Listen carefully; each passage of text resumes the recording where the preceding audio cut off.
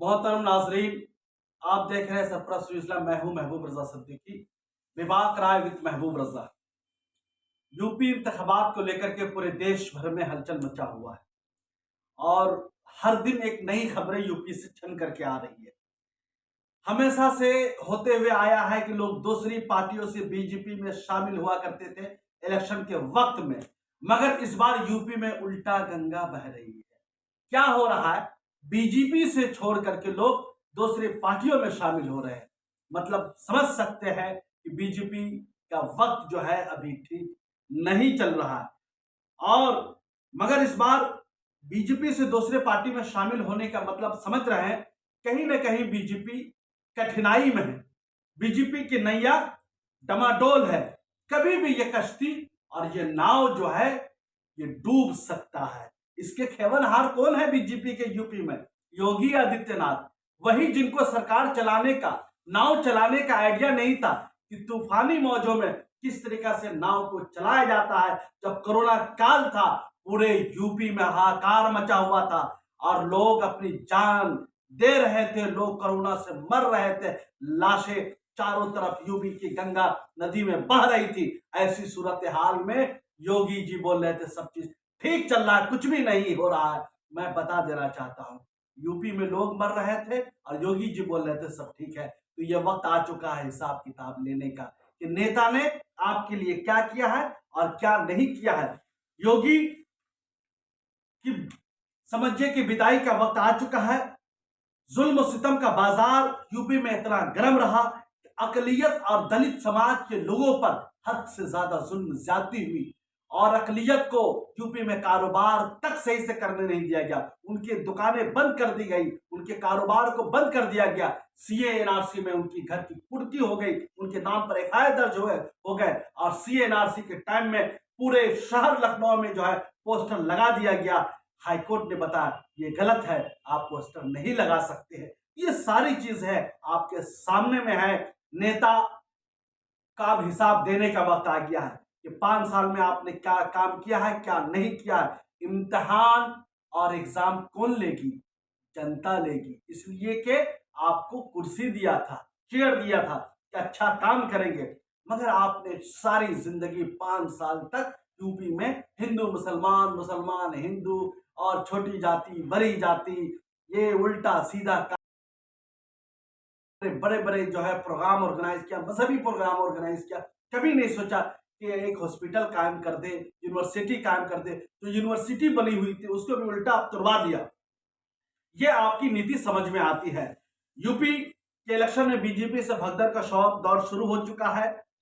जिस वक्त बीजेपी दिल्ली में बीजेपी के लिए यूपी को लेकर के एक कोर कमेटी की बैठक चल रही थी जिसमें अमित शाह जी थे, योगी जी थे और प्रधान साहब जो है अभी प्रधान साहब थे और भी जितने भी इंचार्ज यूपी के थे सब लोग बैठे हुए थे। अचानक उनके पास खबर आता है कि भाई हमारे एक मंत्री जो है वो इस्तीफा दे चुके हैं। बात थी यूपी में कि वहां पर हम लोग करेंगे कि इलेक्शन कैसे जीतना है, इलेक्शन को कैसे हैंडल करना है, किसको कहां से टिकट देना नहीं देना है। इसलिए कि पूरा कैंडिडेट का बंडल लेकर के मोदी योगी जी गए थे अमित शाह जी से, उनसे इजाजत लेकर के इस तरीका से करूंगा। मगर सब चीज ठीक नहीं चल रहा है। बीजेपी को वजारत से छोड़ने के बाद स्वामी प्रसाद मौर्य ने बीजेपी को खुला चैलेंज देते हुए कहा है कि मेरी हैसियत का पता चल जाएगा। किसको पता चलेगा? योगी को और बीजेपी को पता चलेगा। मैं बीजेपी को हुकूमत बनाने नहीं दूंगा। किनका चैलेंज है? स्वामी प्रसाद मौर्य जी का चैलेंज है। ये वही स्वामी प्रसाद मौर्य है जो 2016 में बीएसपी को छोड़ करके भगवा झंडा के नीचे आ गए थे, बीजेपी के अंदर में आ गए थे। तो उस वक्त बीजेपी के लोगों ने बोला था बड़ा ओबीसी का लीडर हमारे पास आया, हम सरकार बनाएंगे। आज जैसे ही बीजेपी को छोड़ा, यूपी की हुकूमत वजारत से इस्तीफा दिया, वैसे ही उनका कद छोटा बीजेपी वाले ने करना चाहिए। उनके जाने से कुछ नहीं होगा। मगर यह सच्चाई नहीं है। वो यूबी ओबीसी का उत्तर प्रदेश का बड़ा लीडर है।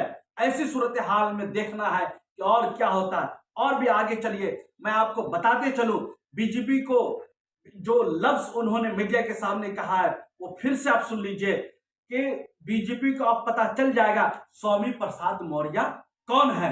बीजेपी को 22 में मेरी हैसियत का पता चल जाएगा। आगे और देखते हैं। अभी तो 10 से 12 और एमएलए बीजेपी छोड़ करके बीजेपी से इस्तीफा दे देंगे, बीजेपी छोड़ेंगे। मैं जहां रहूंगा वहां की हुकूमत बनेगी। मेरे लिए इज्जत से बढ़कर कोई चीज अहम नहीं। बीजेपी में मेरी कोई इज्जत नहीं थी।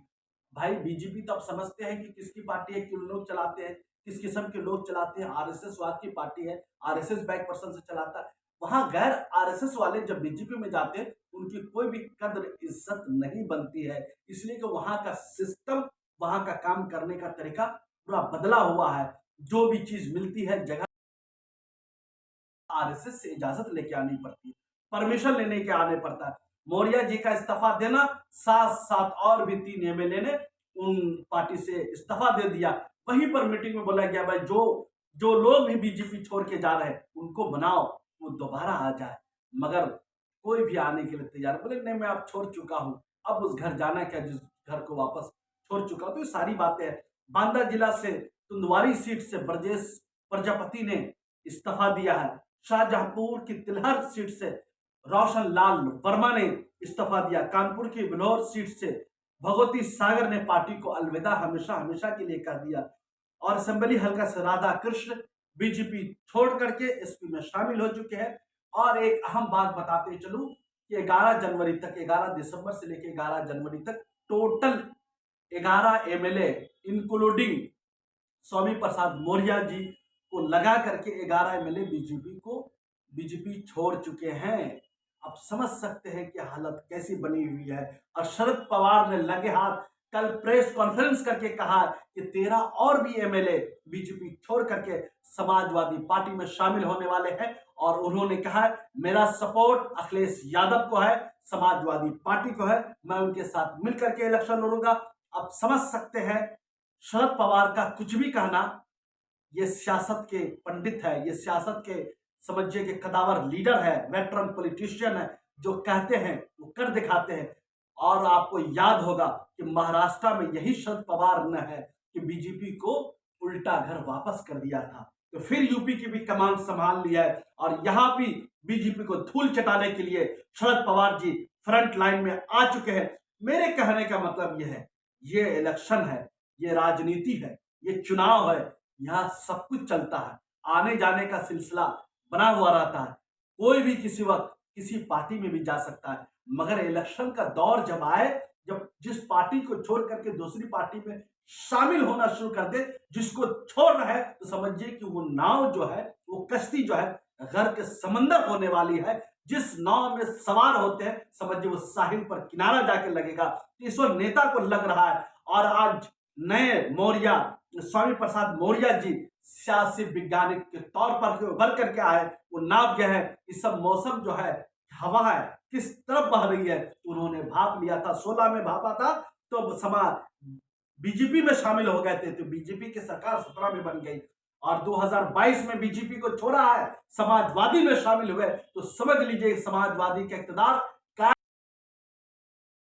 अखिलेश यादव फिर से दोबारा वजीर आला उत्तर प्रदेश बन सकते हैं, बनने जा रहे हैं। मगर इसका फैसला 10 मार्च होगा, अभी कबल अज़ वक्त हो जाएगा। मगर आसार जो है ना, जो हवाएं जो है ना, सब बता देती है कि हवा किसके मुआफिक में बह रहा है, किसके मुखालफत में बह रहा है। तो उत्तर प्रदेश में सब कुछ ठीक नहीं चल रहा है।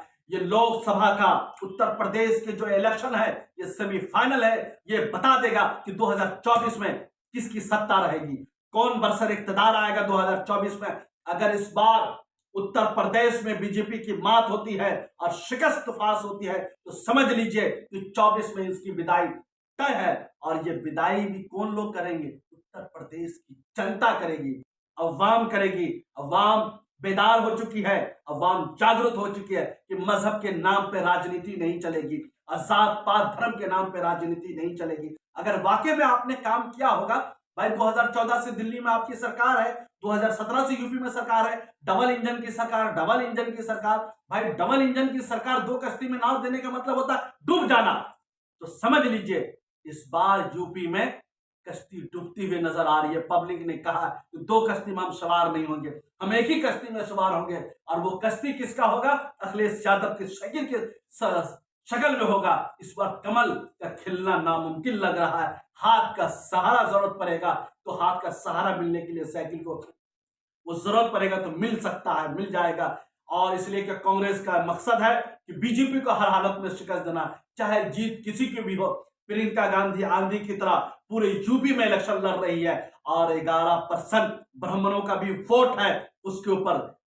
प्रियंका गांधी कांग्रेस की बड़ी नजर है, अगर उसको अपने तरफ जो उनका बुनियादी वोट है लाने में कामयाब हो जाती है तो समझ लीजिए कि और भी विदायक तय हो जाएगी।